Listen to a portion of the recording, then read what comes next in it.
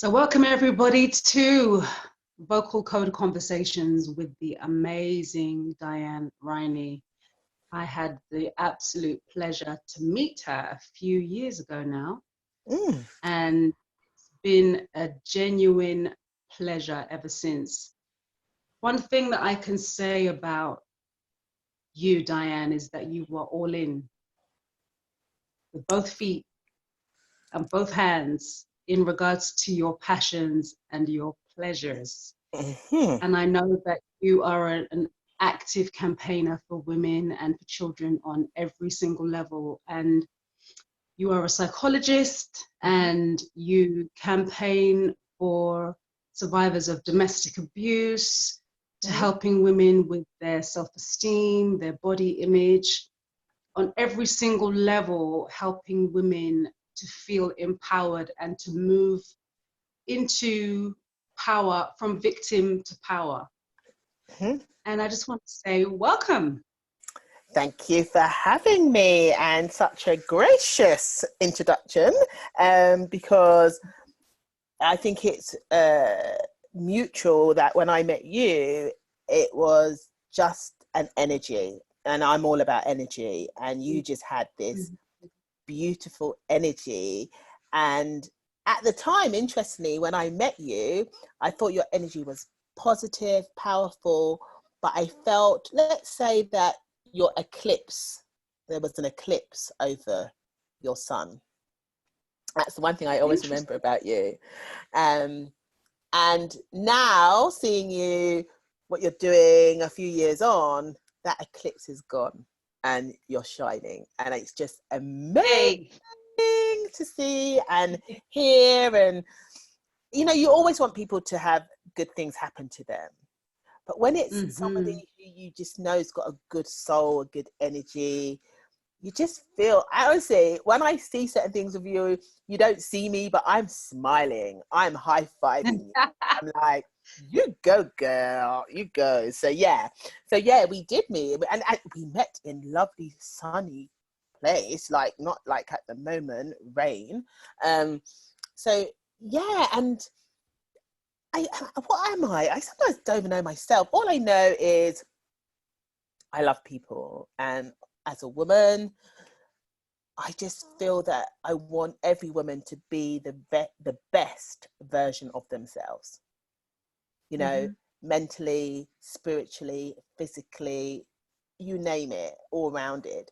And children, I'm just always passionate. I trained as a psychiatrist. I do a lot of work in psychology, and I work a lot with young people and women, and it just gives me such a buzz, a purpose to when they sometimes come to you quite broken and leave.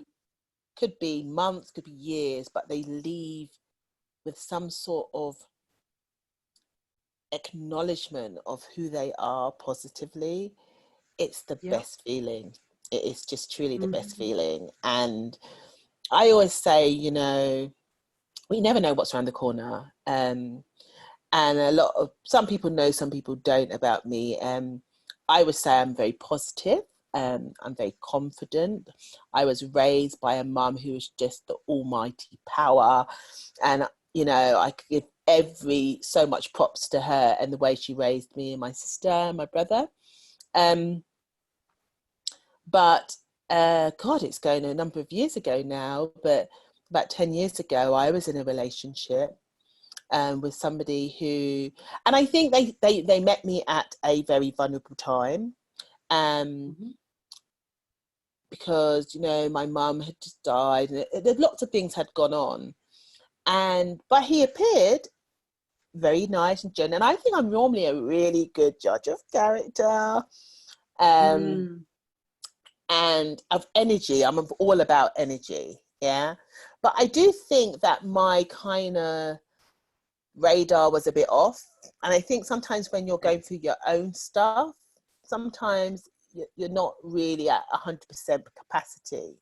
And cut a long story short, we was in a relationship for a while, but I traveled a lot. I worked a lot abroad, and I still do.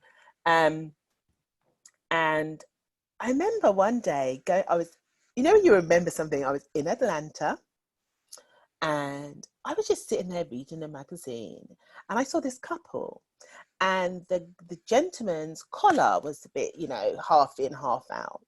And his wife, I knew it was his wife by the ring and everything. She had no words. She smoothed out his collar. They looked at each other and they just had this amazing, unspoken love, understanding, appreciation. It was beautiful. Mm-hmm. And I remember saying, oh, I don't have that, but I deserve that. Mm-hmm. I deserve it. And I remember coming home and saying to my then partner that, we need to go our separate ways, that, it'd been great, but, I just needed that time and space. And he said the only way I was leaving him was dead. He actually said the only way I was leaving him was in a casket, I remember. And I remember thinking, I genuinely did not think this person was actually serious. You're just like, who does that? And unfortunately, he was serious, and I never forget seeing my life literally flash, and you thinking, because I don't know people who have guns. I don't know about where you go and get a gun and all these kinds of things. But he put a gun to my head and he was serious. He was going to take me out. And I remember saying hello, bye. This weird, it seemed like, but it was obviously within seconds. I saw my life flash before me and I thought, I don't want to go out this way. I truly did believe that was the way I was supposed to end my time in this world. And I remember him pulling the trigger and it got jammed. Oh my God. And I remember kicking it, running, and it was a whole process, running and got in the car, quickly got to my friends, all of those kinds of things. But what it did for me is a number of things, is that domestic abuse, domestic violence can happen to anyone. It's not about race, it's not about age, it's not about whether you're rich or poor. It can happen to anyone. It also showed me how, especially when you have your confidence is knocked or you're in a place, how that can be taken advantage of when you're in a very low place. But it really made me go into myself. My confidence was knocked for a number of years, if I would say. And I really had to find out who I was. I was very hard on myself. How did I let this happen? How did it come? I didn't see the sign. Oh my God, you're a psychologist, for Christ's sake. All the things you can think of.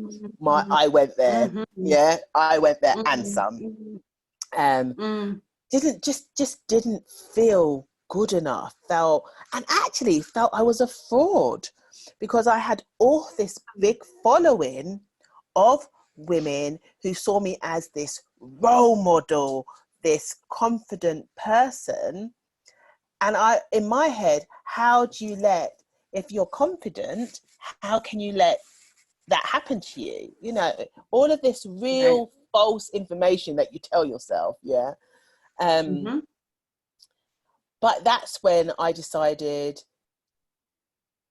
I really need to do something. I need to be the agent of change. I need to really give people license to feel okay, not to be okay, but to talk. Let's have that communication, because particularly when we talk about domestic abuse, it lives in silence. That's why they can get away with all what they want to do, because they isolate the person and it's all about silence. People say, really? I didn't know that was going on, because Yep. you have this real act. You have this really act. I mean, I didn't have an act. I wasn't beaten every day. I tell people all the time, I was not beaten every day. It was the day I said I didn't want to be with him, he decided, I have other thoughts about that. You're not going anywhere. Because, and I think there was no signs. But when I've now, years later, reflected, there were signs.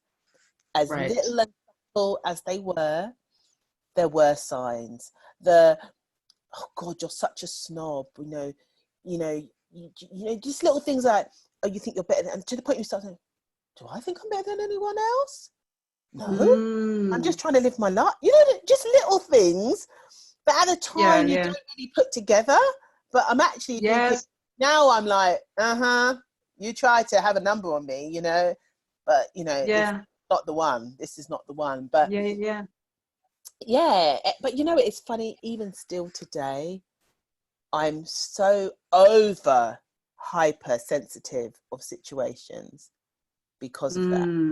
I'm probably a lot more hypersensitive to it when I am with my girlfriends, my tribe, or women I meet as a whole.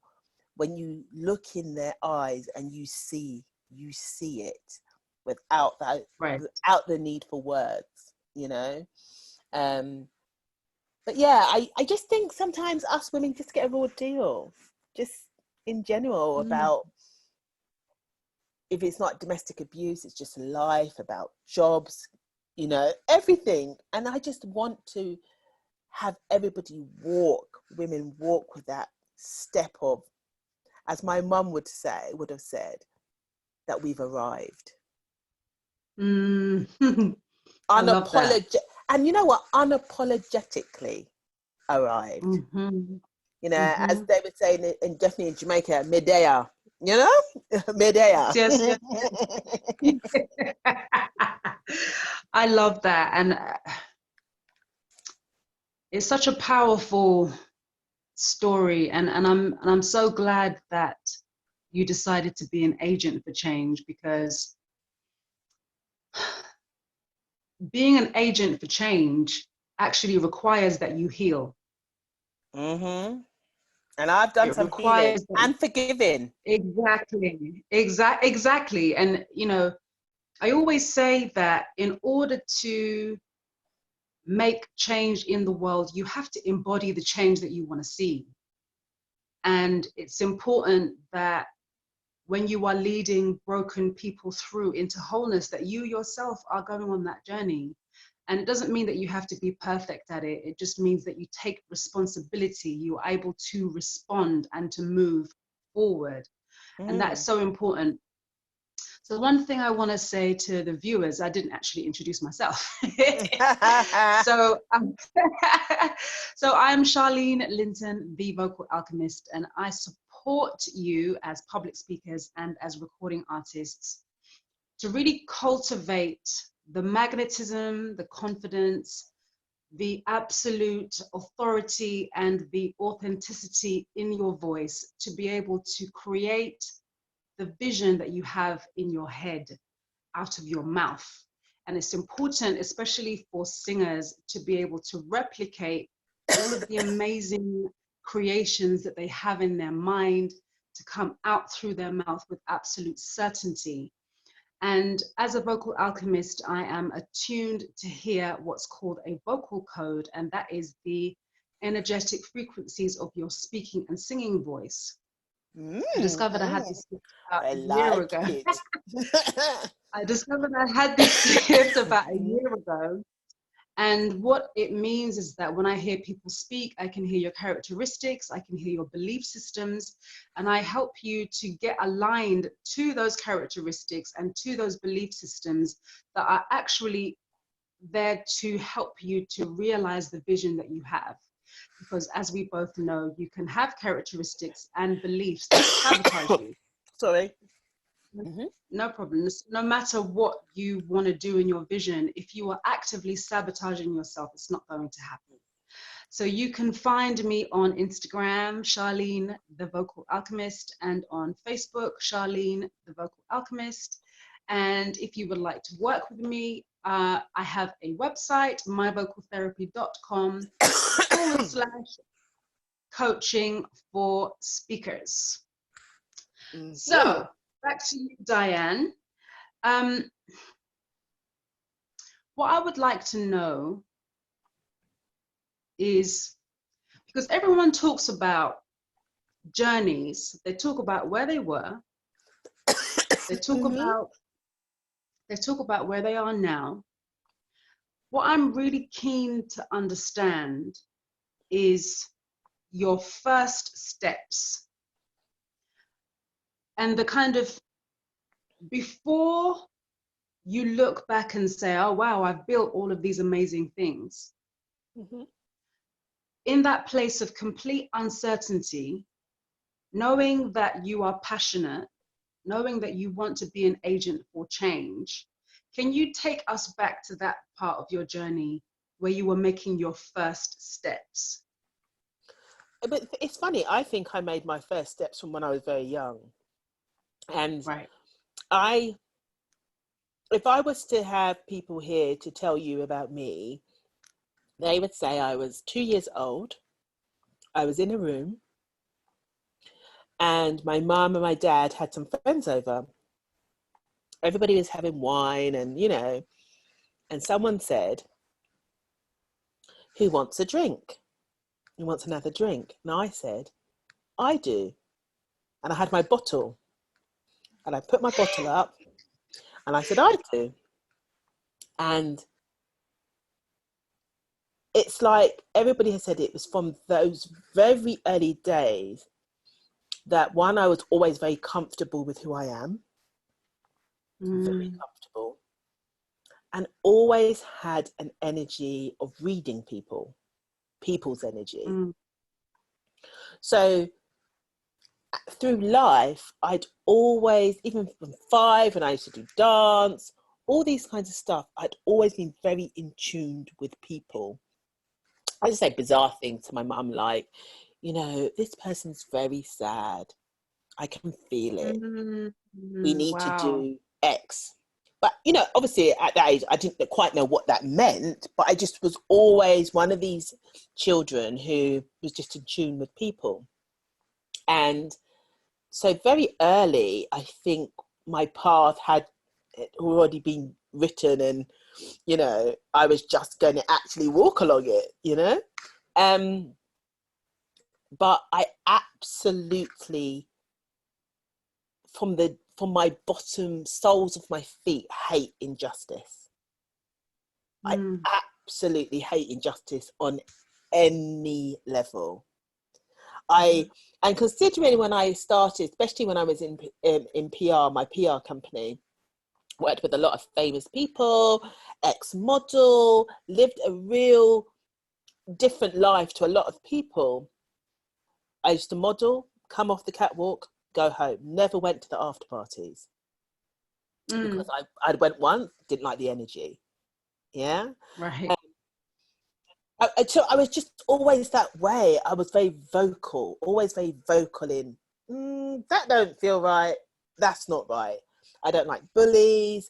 You name it. I just always had this, whether I knew that I was going to become this international speaker and all of this kind of thing. No, I didn't know that.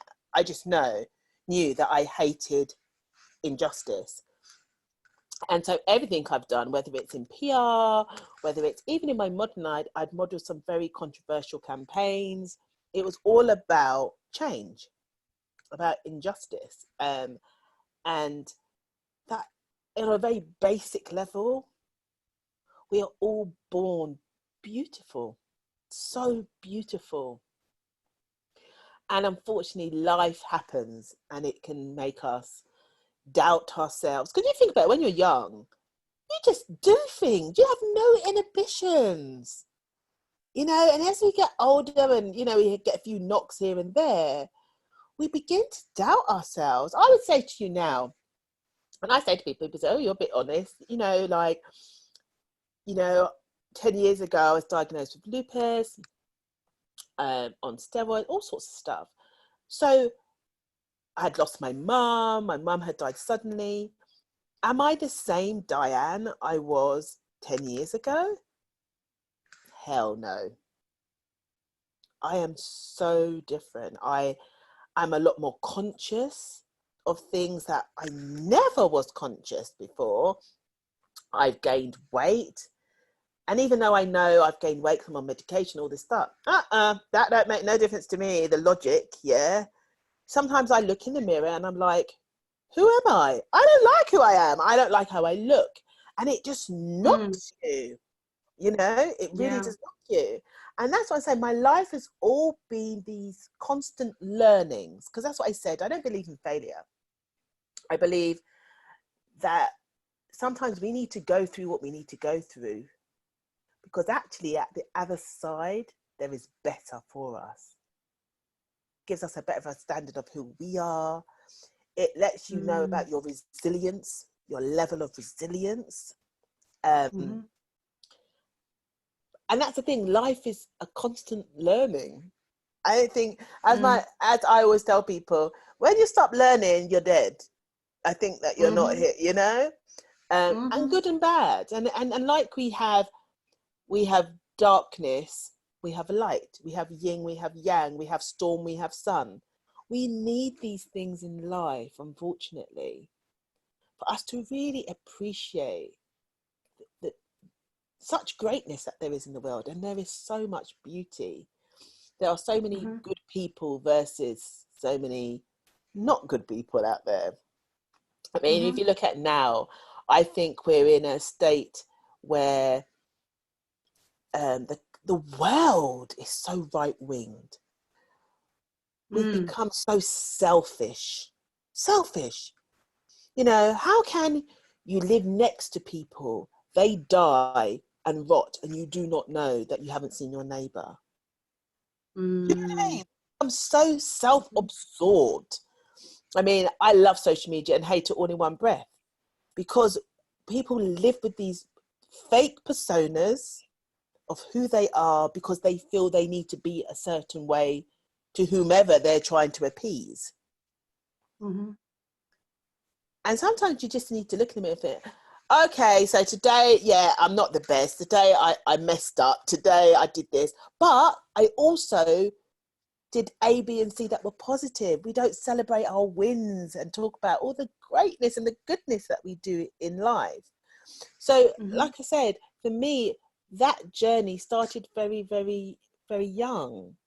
And my real passion about women has always been there. I mean, I've been to places where India, Africa, and seen a resilience that I just admire and take my hat off to these women. I remember when I went to Malta with a team for an away day, and I met with a human rights lawyer, and I met with the Migrant Women Organisation.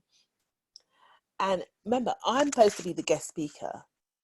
And when I listened, there was a particular young lady, 21, born into a refugee camp, raped. It was just the abuse that she suffered, but still was committed to becoming a doctor and trying to learn, even though they kept trying to always dampen her spirit.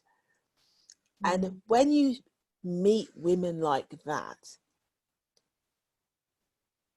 but that to me, the only thing you can do is advocate for them, is be that person who says no, be that person who puts in strategies to try and change policy, community. It just comes second nature to me. It's not even a thought process. It's just what needs to happen. Yeah. It's so interesting what you're saying, because I'm listening to you and then I am listening to you. Okay. And when I hear people's voices, I can see shapes, the shape of your voice.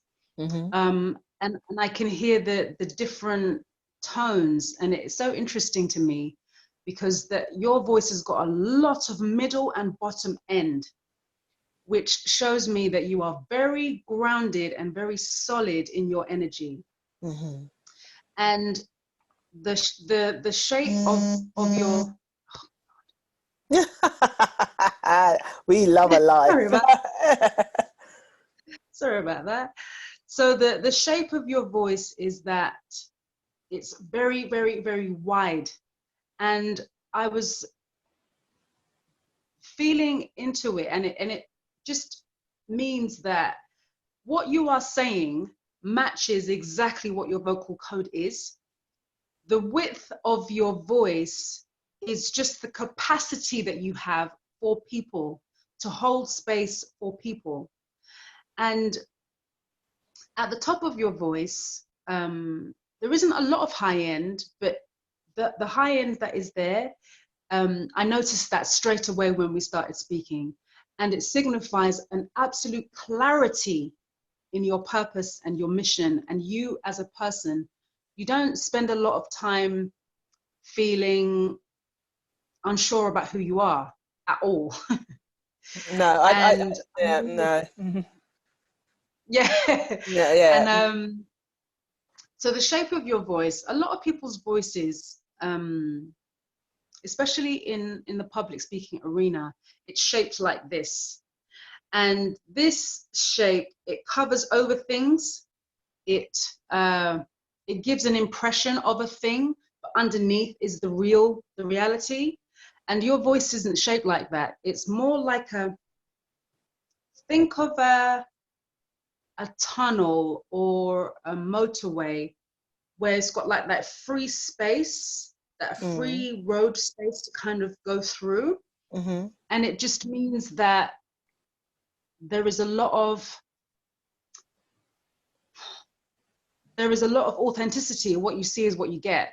There is no covering over. There is no trying to project an image that isn't incorrect or false. It is. But do you think sometimes for me, because I am that, I sometimes I say to people, my diplomacy little switch is broken. Yes, it's a bit broken. And I really struggle, and I'll be honest with you. And when I think I do the least impact is when I actually find myself in an environment where I feel the people are not genuine, because I don't do well in those spaces. Do you know what I mean? And sometimes when you are public speaking, you are supposed to have a certain type of, image and stuff like that. Whereas I can only be me. I struggle. I really struggle. And I think anybody who really have any type of intuitivity about them would know that this person doesn't seem, like I've been on big stages with some people, and I'll share something with you. And I remember once I was speaking in New York, and there was thousands of people, and yeah, I was nervous. I always get nervous, to be honest with you, because that's just me. I just get nervous. I still have learned to control those nerves, and breathe in and all that. But I get nervous, And I think the reason why I get nervous is because I really want to impact everyone. And you really probably never can really impact everyone. But that's the bit of the perfectionist in me. But, I always want to impact everyone. And I remember this woman went, and she's a big name, very, very big name. And she went out and she spoke. And I'm just thinking,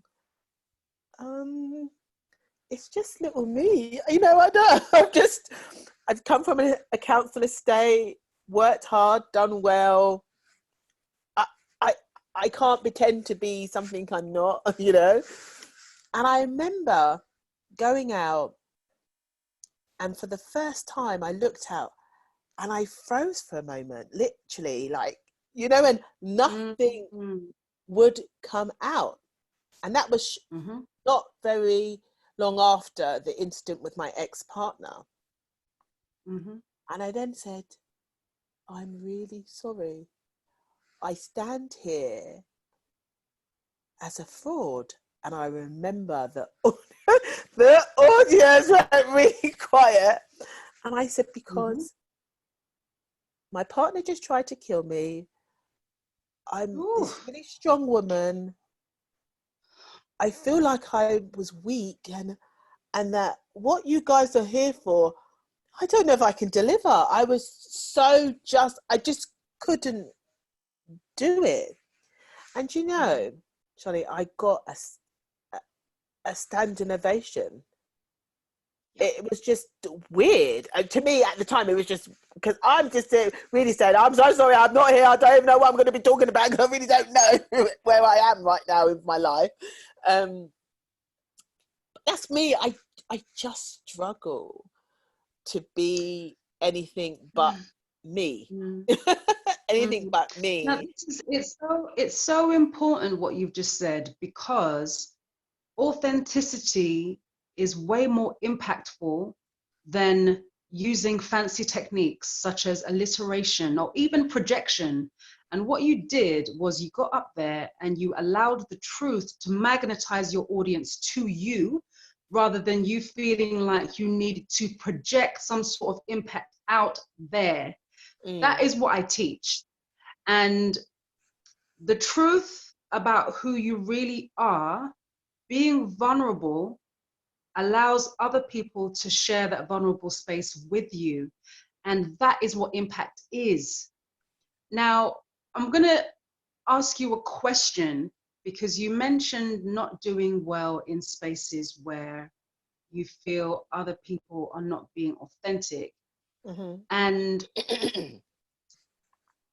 well, it's more of a statement. I'd like to just challenge you and just see what your response is. Do you feel as if, because when it comes to what other people decide to do and how the energy they choose to present and to project, I always say that us as energetic and sensitive beings such as yourself, you have a responsibility to be boundaried. And no matter what other people are doing and projecting, you have the capacity to do well wherever you are, because you have a bottom line of, okay, you're doing that over there,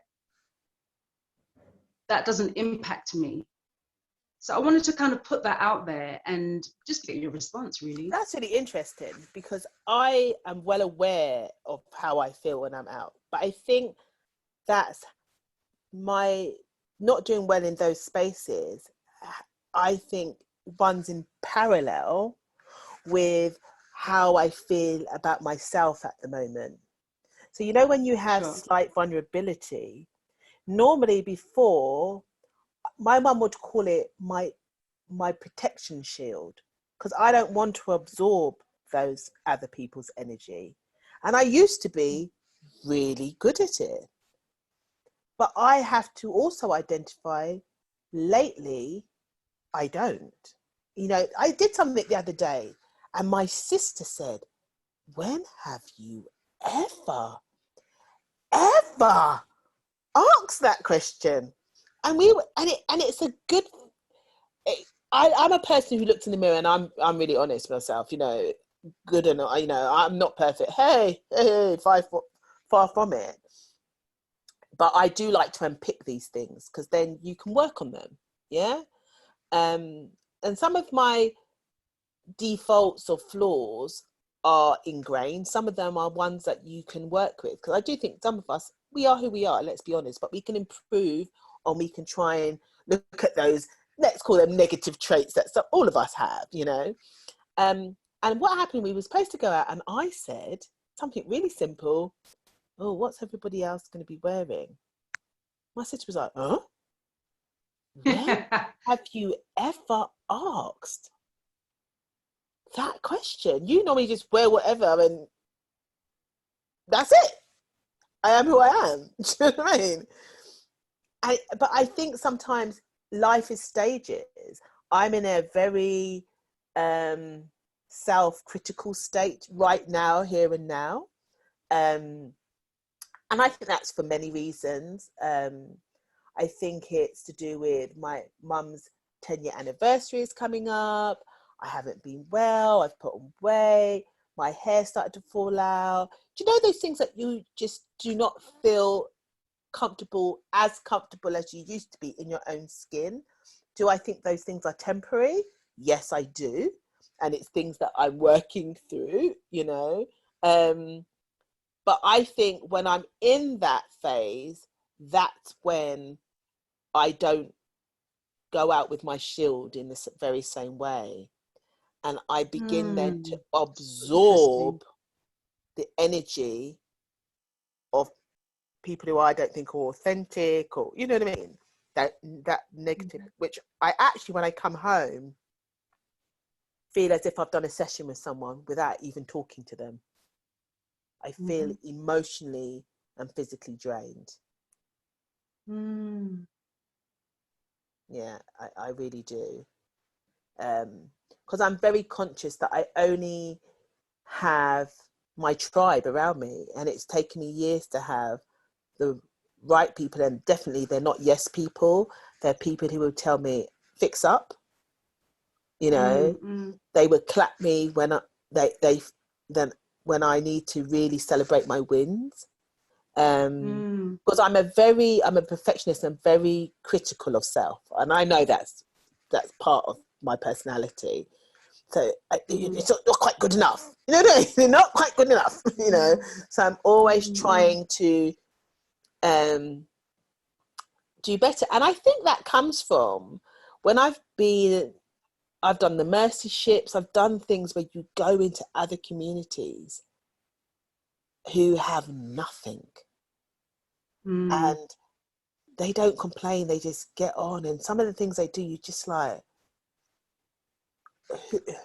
how can I even have the right to complain about, I don't know, that sometimes if you're somewhere and you run the tap, it might take 2 seconds for the hot water to come through. Hello, some people don't have water. I have to go. Do you know what I mean? You have to start putting things into some real perspective. Yeah. You know, when I look at Alicia, my daughter, who has cerebral palsy, one of the twins, and her resilience, I have to say, do you know what? People say, oh, she's so lucky to have you. I actually say, I'm lucky to have her, because she has taught me real resilience, resilience, you know? And it just shapes you. It just changes you. It changes your whole being. And what I say for my life, I always think about what I remember. 2 things: why I started, because I think sometimes people with fame, money, or whatever success, they forget why they started. And I have to always remember why I started and where I came from. And secondly, my purpose is about legacy. What do I want to be remembered for? Because the one thing I say to everybody, when my mum died, nobody talked about how educated she was, what car she drove, what house she lived in. They talked about the impact, the positive impact she had on their lives. And that's why she had how many thousands of people at her funeral, you know? I mean, it was roadblocked. And you had young, old, all different types of people. And that's what actually got me through, because you think, my mum lived, and she lived with purpose. She lived with this amazing purpose. This woman who would hate to do public speaking, that was just, oh my God, the worst thing ever, you know, quite shy. But I always hoped that she could see the impact, and the impact she still has today on people. And to me, if I can get a percentage of that, you know, you've lived, you know, you have purpose, and you know that you were on this earth for a reason, you know. I just think a lot of us don't find our why. We don't really find out what is, you know, what's Charlene's why. I mean, it's like even when we first met and you were in your phase and then you wanted to do X and you thought, oh, I think I needed to do this and I think I need to do that. But you found your why. And you might have, in that process, fine-tuned it. Because you know, you can think you can go one way, you think, yeah, this is it, but not quite the direction. And then you fine-tune it, don't you? You fine-tune your craft and what you do. Yeah. And I think that's all we can do in life. You know, that saying, Maya Angelou's one, which I live by. People will forget what you said. People forget what they did to you. But you will never forget how somebody made you feel. And that's the power that we all have. And we can use that power positively or negatively. And I choose to use it positively, and hopefully that somebody goes away and says, do you know what? I remembered, I mean, I got an email 2 weeks ago, and honestly, it brought tears to my eyes. A young lady I used to work with, and this is a young lady, it really wasn't, her vocabulary was fuck off, piss off, all the nice expletives, you know. It was never her, you know. She was just a very angry young lady, and rightfully so with her background and what she's been through. And she wrote me an email and it said, you probably are going to be totally shocked that I've actually emailed you, but I wanted to tell you thank you for making me the woman I am now today. You touched my life in ways you would never imagine. And because of you, I am whole, I am happy, and I'm still pushing forward. And honestly, you know, you just think some days you do feel like, oh God, what's the point? You know, when you get those emails, no money, nothing could explain the feeling of at least having some effect, positive effect on another person's life.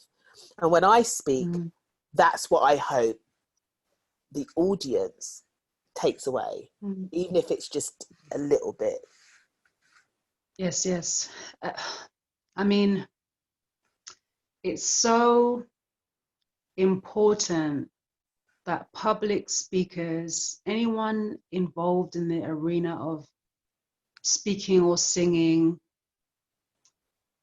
that they understand that impact. First of all, you have to be willing to be impacted yourself. I'd agree. That embodiment of the impact that you are having is what people are feeling and hearing when they listen to you speak. And it's beyond words. It's about frequency. It's about energy. And people either feel it or they do not. And you can try and attempt to put a nice jacket over your frequency by speaking in a certain way, but you cannot hide it. Frequency is not to be hidden, and it's impossible to hide. And so whomever wants to be in the arena of impact, you must do your own work, which is the reason why I like to coach, and we drill down to the bottom line of who are you? Are you being impacted positively by your own self-talk? Are you living in alignment with your own values?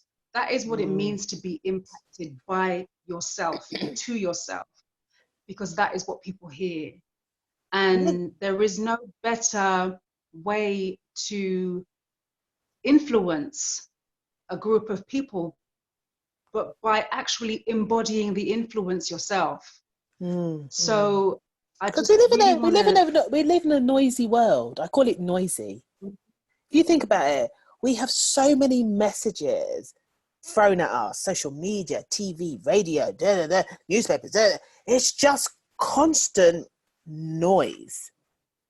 And trying to have that space to really hear your own thoughts, it takes work and it takes effort and it takes a real constant learning to know how to do that, because it's different for everybody. Everybody's different. But I try to have that space away from the noise, because I do find it extremely noisy.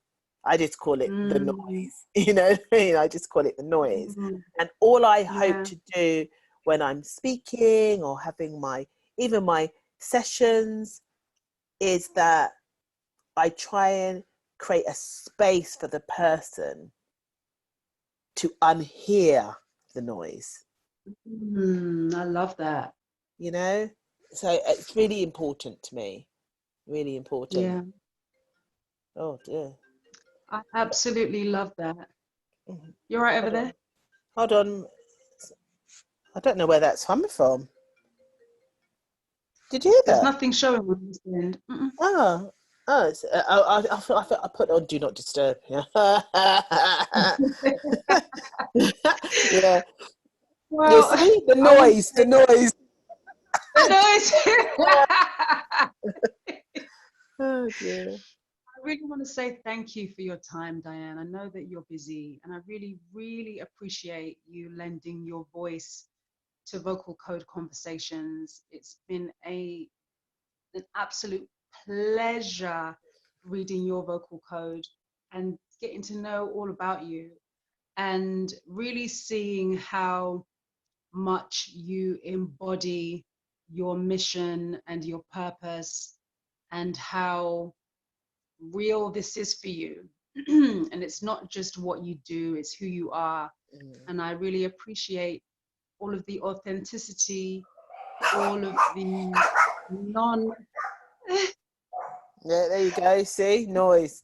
noise, all of the non-apologetic energy that you bring. And I just want to say thank you so much. Well, thank you for having me. It's been my pleasure, because I want to say to you, this mouth, and whether people sign or whatever, but the way we communicate is powerful.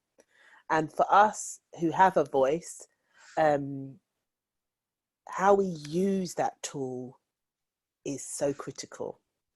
And for what you do, I think it is so important. I think everybody, here, you guys out there, everybody should hook up with Sharleen and get their voice analysed, because it is one of our biggest tools.